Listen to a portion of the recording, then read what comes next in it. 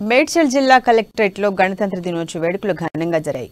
జిల్లా కలెక్టర్ జెండా ఆవిష్కరణ చేసి ప్రజలకు రిపబ్లిక్ డే శుభాకాంక్షలు తెలిపారు. అనంతరం జిల్లా అభివృద్ధి నివేదికను వివరించారు.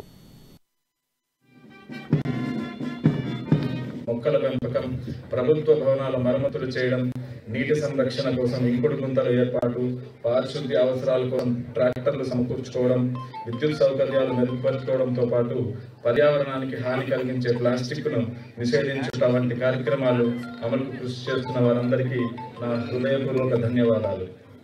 ఈ కార్యక్రమం 100 రోజుల పాటు నిర్దేశిత లక్ష్యమైన 27,51,000 మంది ప్రజలకు 83 ప్రత్యేక కంటి వైద్య బృందాల ద్వారా 418 ప్రత్యేక నేత్ర వైద్య శిబిరాలను ఏర్పాటు చేసి ప్రజలందరికీ వివిధ రకాలైన కంటి సమస్యలను పరిష్కరిస్తూ విజయవంతంగా నిర్వహించగలుగుతున్నందుకు సంతోషిస్తున్నాను. మొక్కల పెంపకం, ప్రభుత్వ భవనాల మరమ్మతులు చేయడం, నీటి సంరక్షణ కోసం ఇంకుడు గుంతల ఏర్పాటు, పారిశుద్ధ్య అవసరాల కోసం ట్రాక్టర్లు సమకూర్చుకోవడం, విద్యుత్ సౌకర్యాలు మెరుగుపరచుకోవడంతో పాటు పర్యావరణానికి హాని కలిగించే ప్లాస్టిక్ను నిషేధించడం వంటి